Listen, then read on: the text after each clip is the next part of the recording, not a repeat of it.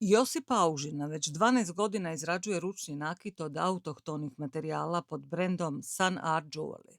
Nekadašnji hobi pretvorila je u posao od kojeg živi, a njezin nakit osvojuje srca domaćih kupaca i turista. Krenulo je kao hobi. Znači prvi materijali su bili, ja mislim da svi su čuli za to i da svi za to znaju, Fimo masa. Fimo masa je u biti materijal kao plastelin koji se peče. Onda sam ja od toga, susrela sam se prije dosta godina kao tinejdžerica, krenula sam s tim, pa je prišla na glinu, onda je prišla na kokos, na drvca i tako je to krenulo. U biti kao hobi, poslije, eto, posao. Službeno obrt imam 12 godina, ali bavim se s tim pa sigurno 20 godina. Sigurno, ali službeno recimo imam obrt 12 godina. Materijali su znači prirodni, radim sa prirodnim materijalima od maslinovog drva, minerala i ubacila sam znači, ovo mi je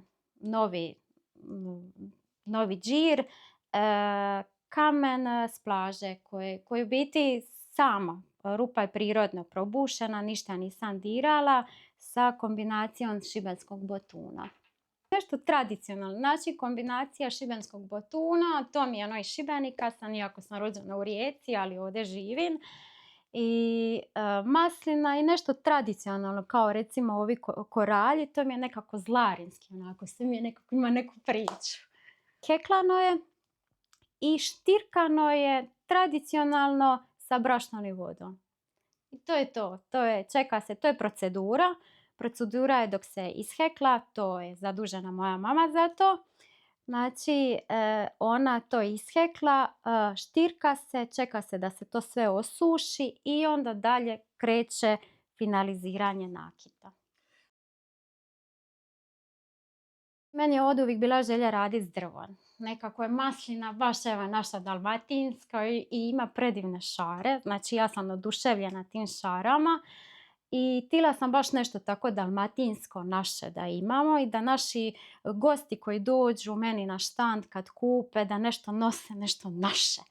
I krenila je ideja, htjela sam tako s maslinom, dobila sam staru maslinu iz Rogoznice i krenulo je brušenje. Ja nisam školovana, kad me neko pita koju mašinu koristim, ja vam kažem ne znam, ja sam to sama naučila i to mi tako odgovara i paše. Baš je procedura od velikog komada, idu manji komadi fete, pa još manji, pa brušenje. Ja volim to ufino da je što glađe i na kraju premažen maslinovim uljem i tek tada dođu šare do izražaja. A miris koji ona ispušta dok se brusi, to je nešto posebno. Cijela mi koža miriši od toga kad je brusim. Otprilike 7 godina sam radila za Denija i tu sam nekako sazrila. Znači, do tad su moj nakit je bija pa malo druga vrsta je bila. I s godinama sam malo se uozbiljila, malo su drugčiji materijali su bili. Tu sam se malo i ozbiljila što se tiče proizvoda materijala i eto. Priko 12 godina sam imala svoj štand tamo kod crkve Svete Barbare i stekla sam tamo i prijatelje i baš sam nekako imala sam, mogu samo reći da sam imala lipe situacije, lipe priče.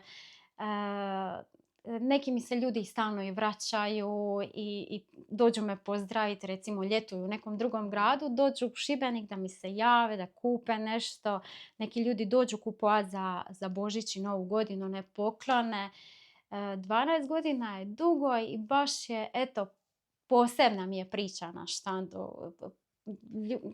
Objasnim im kako šta radim, pričam s njima, iz prve ruke čuju tu moju, ne znam, ja sam uživljena, kad njima pričam, ja sam uživljena u to sve. I mislim da oni to osjete i uvijek mi govore, ajme koji ljupki nakit, ljupki štand, nekako to mi je drago.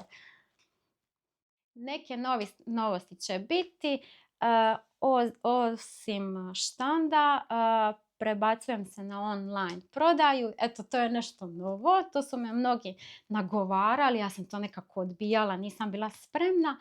Ali ovu godinu radim, znači, online stranicu na Etsy-u.